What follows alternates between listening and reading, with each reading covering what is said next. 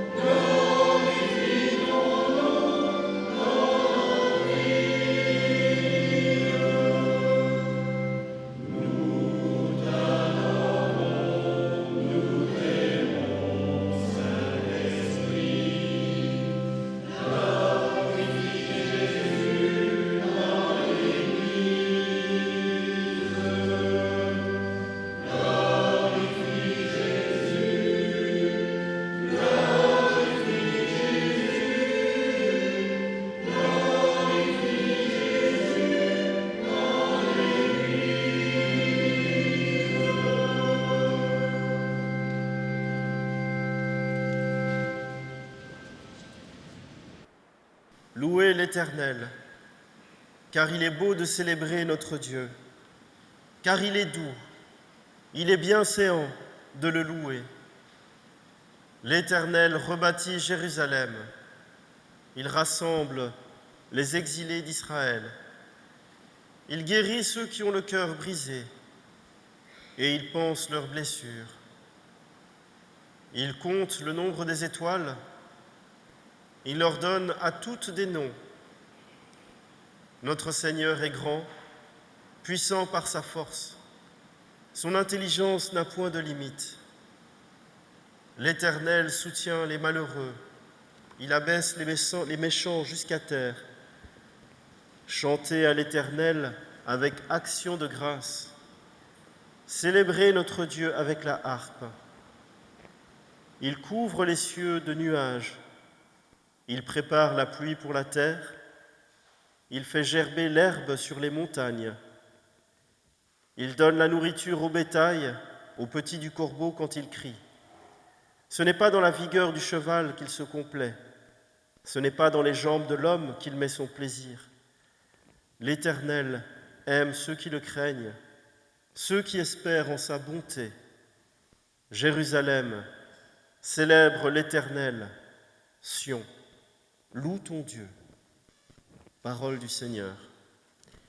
Et nous nous levons pour chanter ensemble à la page 750 le cantique 47-19. Tu es là, au cœur de nos vies. Tu es là.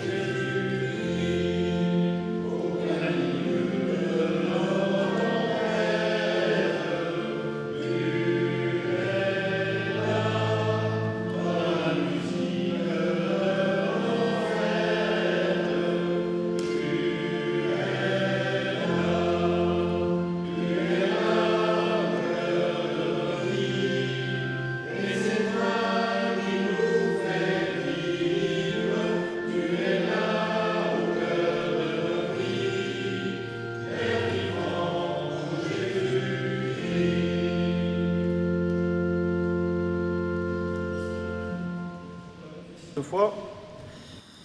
Et nous allons prendre le symbole des apôtres qui se trouve à la fin, à la dernière page, à la toute dernière page de le recueil de cantiques. Je crois en Dieu, le Père Tout-Puissant, Créateur du ciel et de la terre. Je crois en Jésus-Christ, son Fils unique, notre Seigneur, qui a été conçu du Saint-Esprit et qui est né de la Vierge Marie. Il a souffert sous Ponce Pilate, il a été crucifié, il est mort, il a été enseveli, il est descendu aux enfers, le troisième jour, il est ressuscité des morts, il est monté au ciel, il siège à la droite de Dieu, le Père Tout-Puissant. Il viendra de là pour juger les vivants et les morts. Je crois en l'Esprit Saint, je crois à la Sainte Église universelle, la communion des saints, la rémission des péchés, la résurrection de la chair et la vie éternelle. Amen. Et nous chantons ensemble le cantique 23-11 à la page 278, je crois en toi, mon Sauveur ressuscité.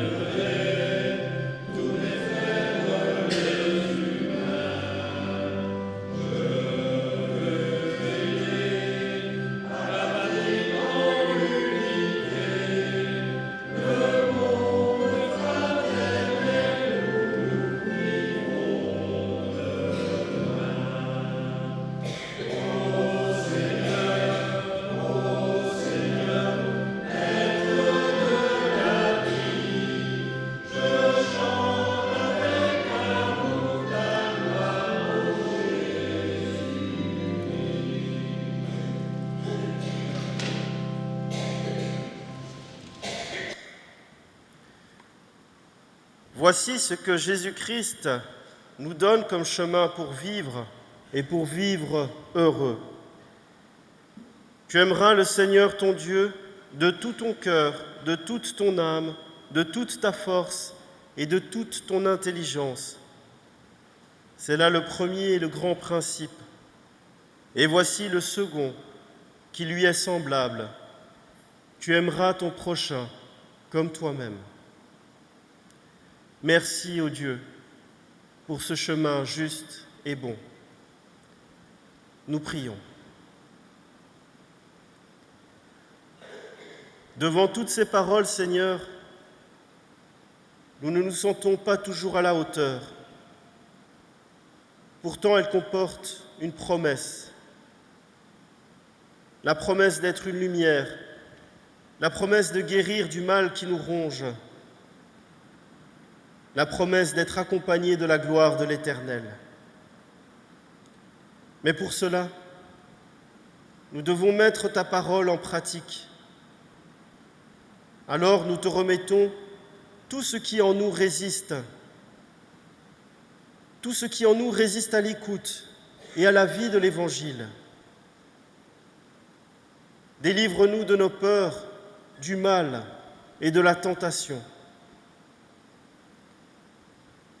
Tu nous appelles à être saints. Apprends-nous à oser la sainteté. Apprends-nous jour après jour à inscrire la vie de ton royaume dans le quotidien de nos journées. Amen. Si notre cœur nous condamne, Dieu est plus grand que notre cœur et il discerne tout. 1 Jean 3,20. Dieu est plus grand que notre cœur. Il connaît nos faiblesses et nos tentations, nos peurs et nos hésitations, nos blessures et nos souffrances. Jésus, le Christ, est plus grand que notre cœur. Il a surmonté la tentation, il a combattu la crainte et la peur, il a guéri les blessures et les tourments. L'Esprit Saint est plus grand que notre cœur. Il nous assiste pour résister aux tentations. Il nous délivre de nos peurs. Il nous accompagne dans nos épreuves. Dieu le Père, le Fils et le Saint-Esprit est plus grand que notre cœur. Il nous relève, il nous pardonne, il nous envoie. Et nous nous levons pour chanter ensemble à la page 488 le cantique 35-15, les 2 premières strophes. Viens, Esprit de sainteté.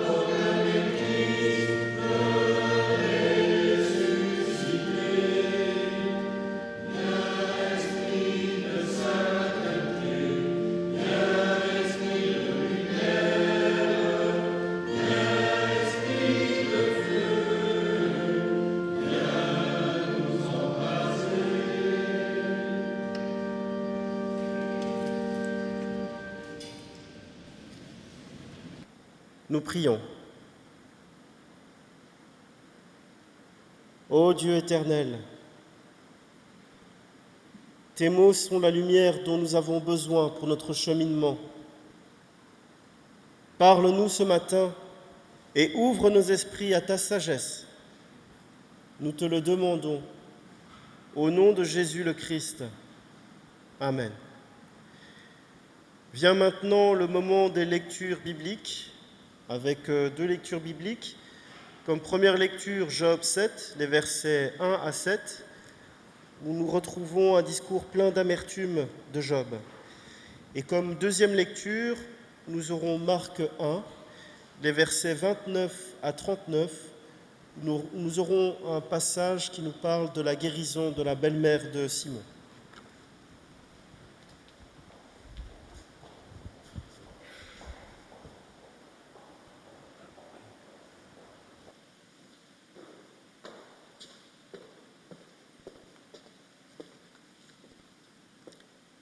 Job, chapitre 7, versets 1 à 7.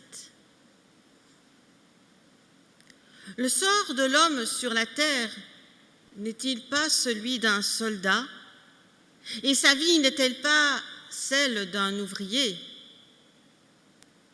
L'esclave aspire à jouir de l'ombre et l'ouvrier attend son salaire. De même, j'ai hérité de mois de douleur. On m'a attribué des nuits de souffrance. Je me couche en disant « Quand pourrais-je me lever ?» Le soir se prolonge et je suis rassasiée d'insomnie jusqu'au lever du jour. Mon corps se couvre de verre et une croûte terreuse. Ma peau s'est crevassée et se décompose. Plus rapide que la navette d'un tisserand, mes jours s'évanouissent plus d'espérance. Mon Dieu, souviens-toi que ma vie est un simple souffle. Mes yeux ne reverront pas le bonheur.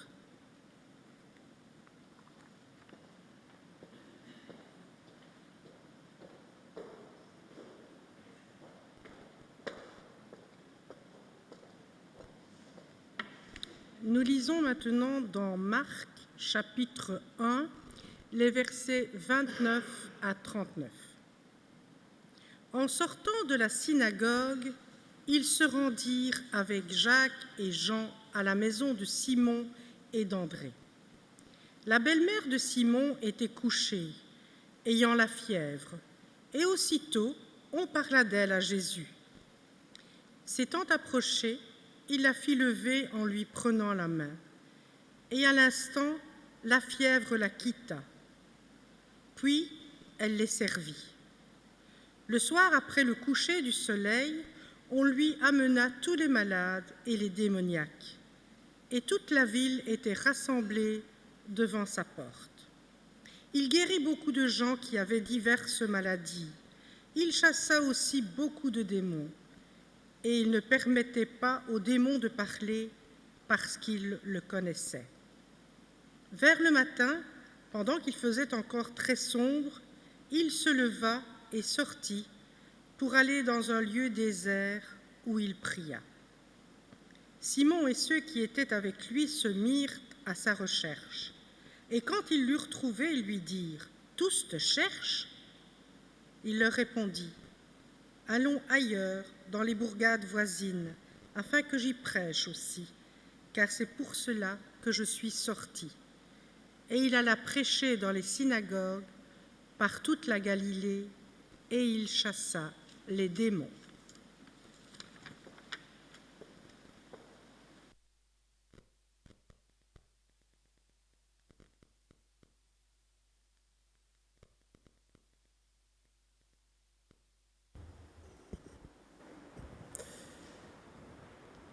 Avec le passage de Marc que nous avons lu juste avant,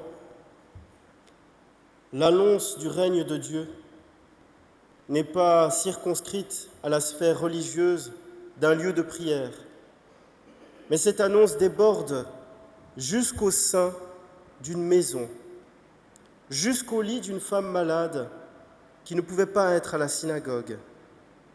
L'Évangile se déplace vers la maison de la souffrante. Il est intéressant de relever que dans l'Évangile de Marc, la maison de Simon deviendra un lieu de rendez-vous habituel. Et cette situation devait rejoindre la condition bien réelle des premiers chrétiens, exclus de leur synagogue et se rassemblant dans leur maison.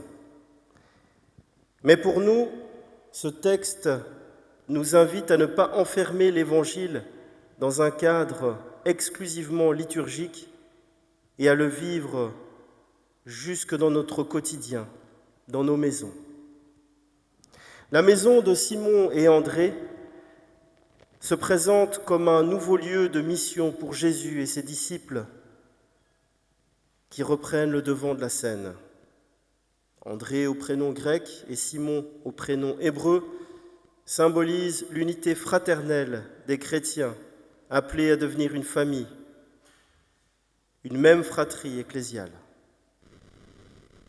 En venant demeurer dans cette maison, Jésus entend l'intercession des disciples en faveur de celles qui souffrent de fièvre, une fièvre brûlante que l'on doit prendre avec sérieux en ce premier siècle. Pas d'antibiotiques, pas de cortisone, pas de pastilles effervescentes à l'époque pour prévenir de la maladie. À l'époque, les seuls recours face à la maladie étaient la prévention et la prière. La prévention, comprenez-moi bien, c'était d'avoir une hygiène de vie conforme aux standards de l'Ancien Testament. Maladie et malédiction divine formaient un tout dans l'inconscient collectif de l'époque. Petite parenthèse, pour nous qui avons pris l'habitude d'un accès facile aux soins, avec l'état de notre système de santé actuel qui est loin d'être parfait malheureusement, trouvons ou retrouvons dans la prière et la prévention des appuis pour maintenir notre vitalité. Pour en revenir au texte. Ici, les gestes de guérison posés par le Christ manifestent que le rétablissement qu'il procure préfigure la restauration et le retour en grâce. Marc décrit les gestes de Jésus de la manière la plus ordinaire. Il s'approche, il prend la main de cette femme et la fait se lever. Rien d'extraordinaire. À nouveau, dans ce récit, il n'y a pas un savoir-faire particulier. Jésus ne prononce pas une seule parole. Et cela exprime la délicatesse de Jésus envers cette femme considérée comme impure car malade. Et maintenant, la voilà debout, relevée de son mal, bien vivante. La belle-mère se met au service de ses hôtes tellement elle a repris du poil de la bête. Le soir venu, une foule est à la porte. Jésus fait de nombreuses guérisons. Pour ceux qui s'approchent, il n'y a plus de fatalité. La foi en Jésus ouvre à une espérance nouvelle, à une charité inattendue. En mettant fin à ces maudites maladies et en chassant les démons, Jésus vient rétablir l'humanité dans un corps saint, un esprit saint. Ces guérisons annoncent ce temps de réconciliation entre Dieu et les hommes. Un règne nouveau commence, où le Messie évacue les maux les plus divers qui rongent l'humanité. Les guérisons ici n'expriment pas seulement un retour à la santé, mais une véritable restauration de l'homme, y compris une restauration spirituelle.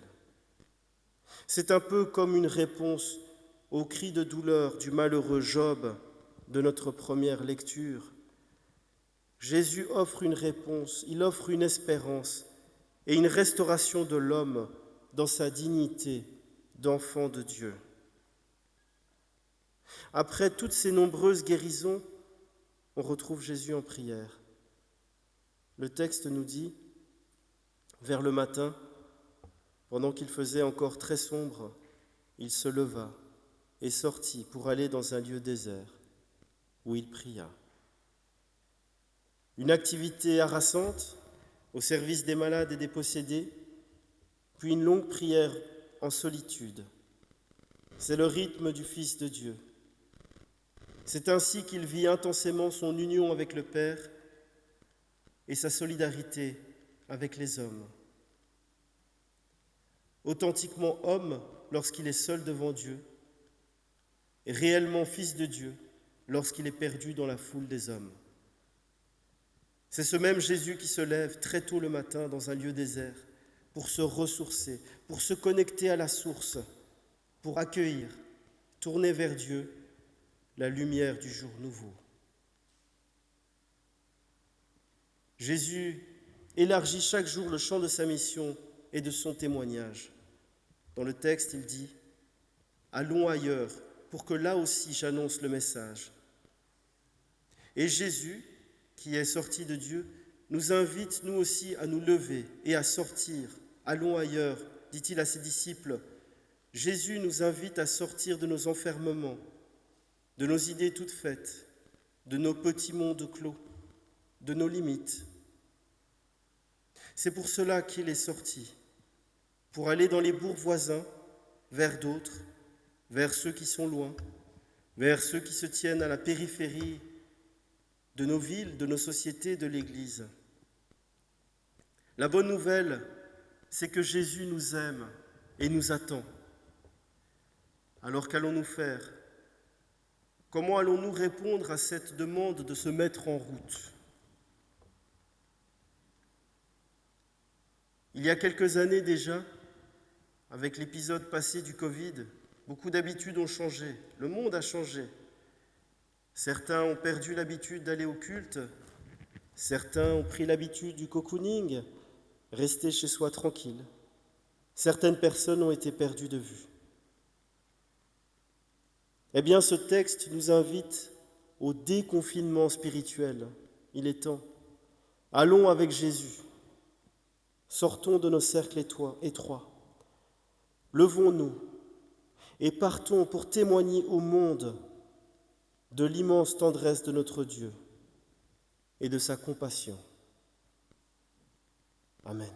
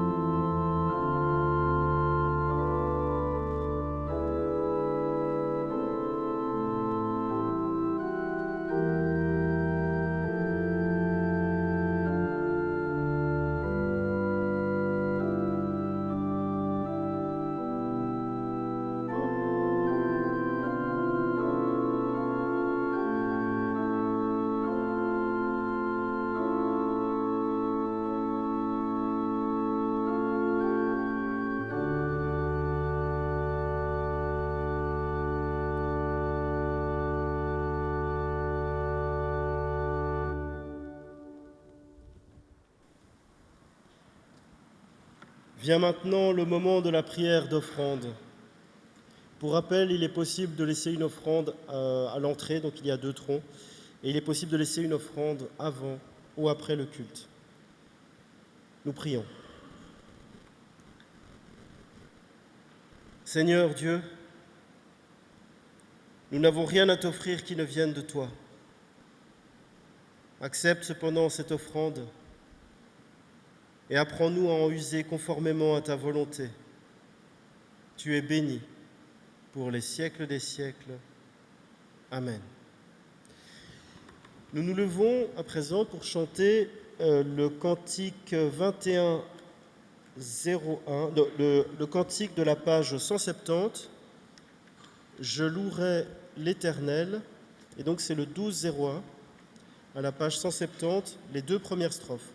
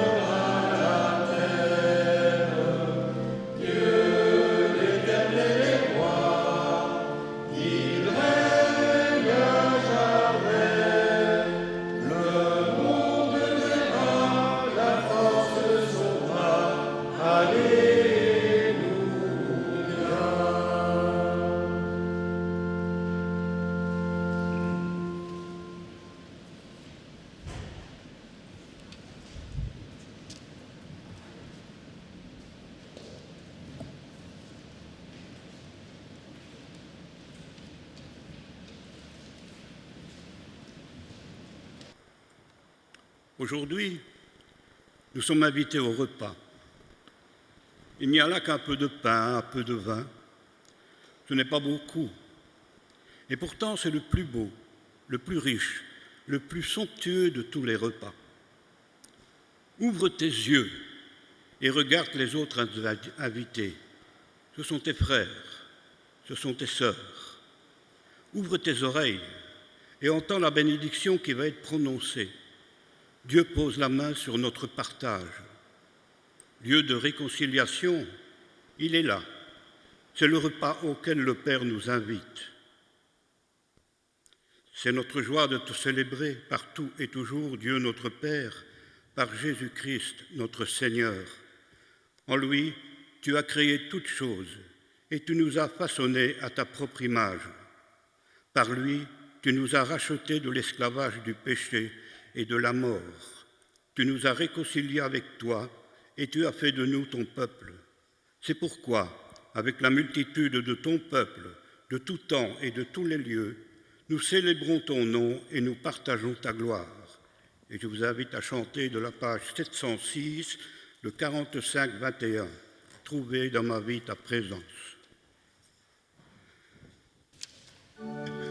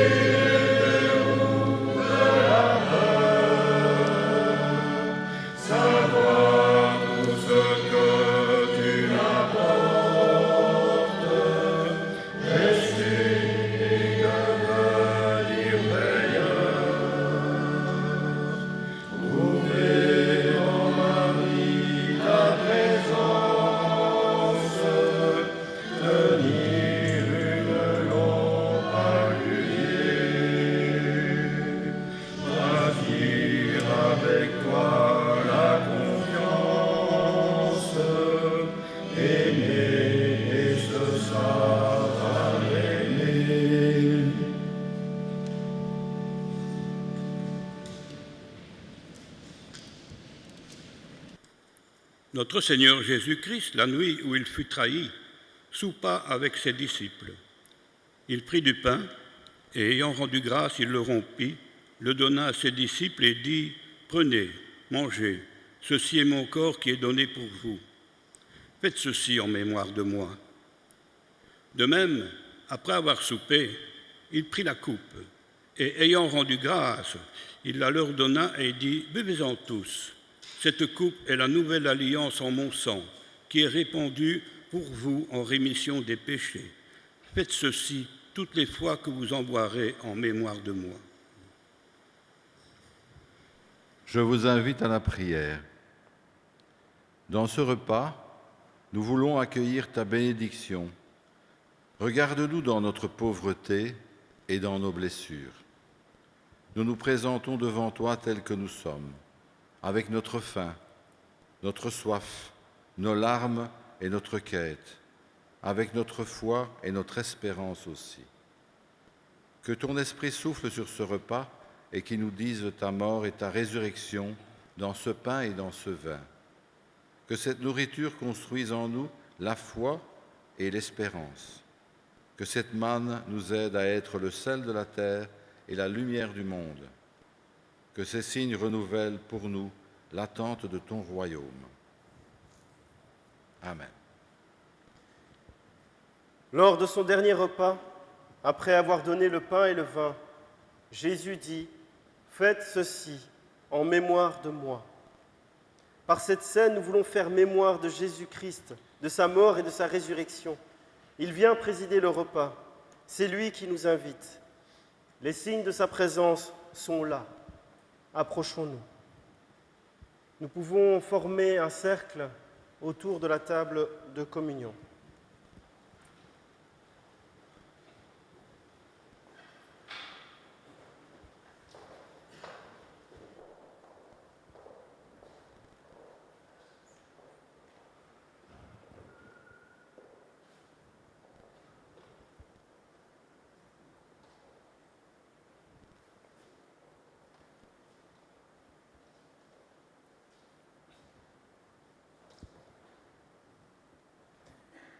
Le pain que nous rompons est communion au corps de notre Seigneur Jésus-Christ. La coupe de bénédiction pour laquelle nous rendons grâce est communion au sang de notre Seigneur Jésus-Christ, sang de la nouvelle alliance.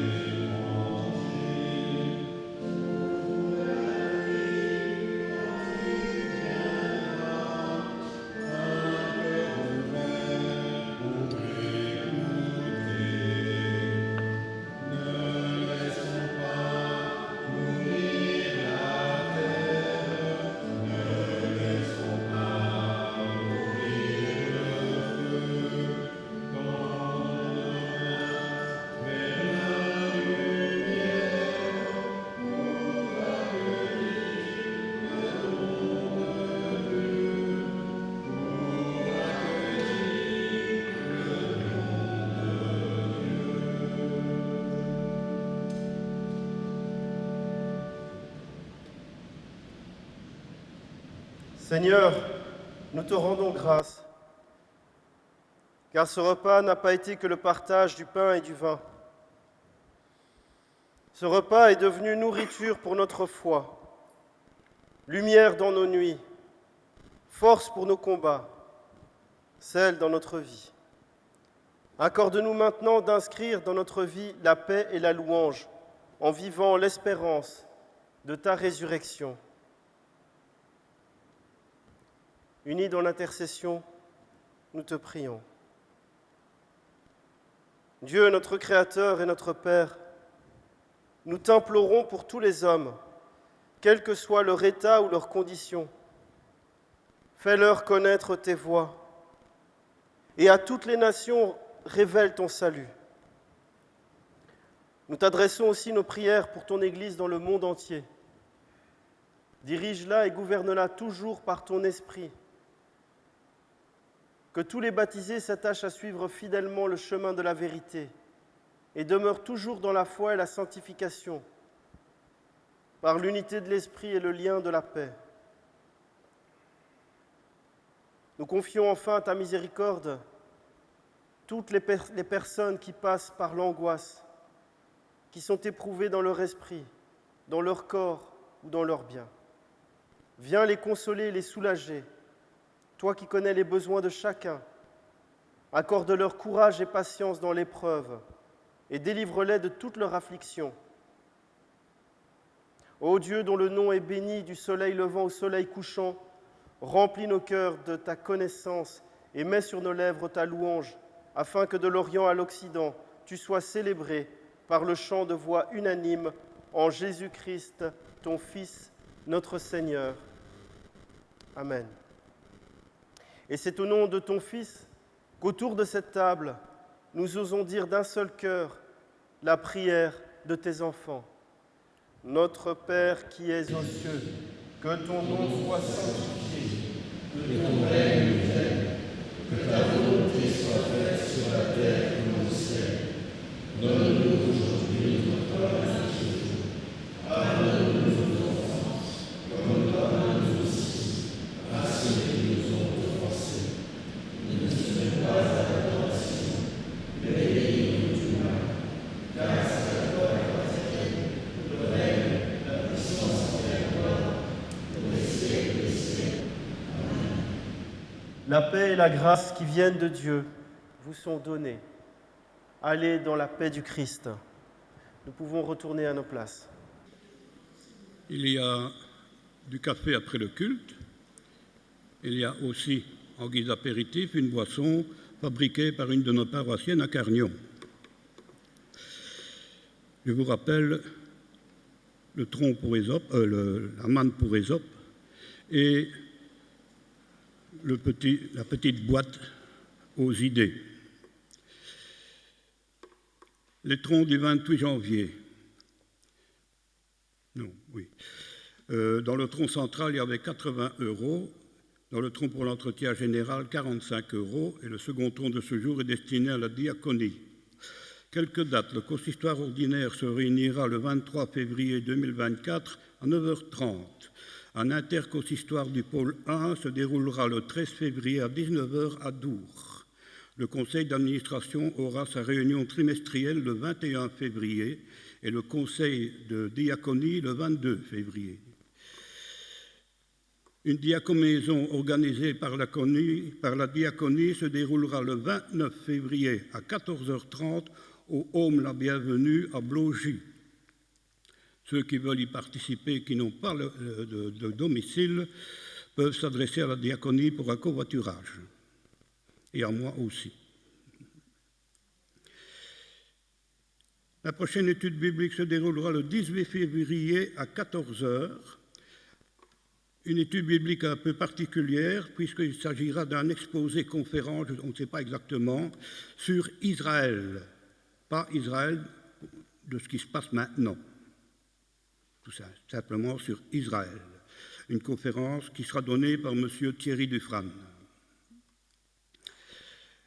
Et la prochaine réunion de prière œcuménique aura lieu le vendredi 16 février à 14h. Le 7 avril, vous pouvez le voir dans le fond du temple, aura lieu notre assemblée d'église annuelle à 15 heures. On vous en dira plus tard. Ce même 7 avril, il y aura un repas communautaire après le culte. Comme ça, vous ne serez pas obligé de courir chez vous manger et revenir à 15 heures tout de suite. Vous mangez ici. Ce sera plus simple. Maintenant, j'ai une mauvaise nouvelle à vous annoncer. Le frère de William Schiffer, de Bill, le beau-frère de Jacqueline, ici présente, est décédé. Nous présentons nos très sincères condoléances et nous pensons à Bill particulièrement, à Jacqueline, ses enfants et toute la famille.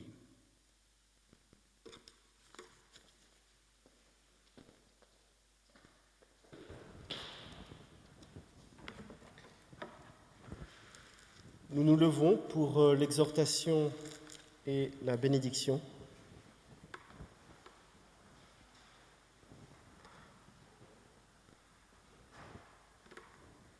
Dieu nous envoie dans le monde pour être les témoins de son espérance. À toutes les bonnes et les mauvaises excuses que nous inventons pour ne pas vivre l'Évangile, il répond simplement « Va, je suis avec toi ». Que le Dieu tout-puissant et miséricordieux,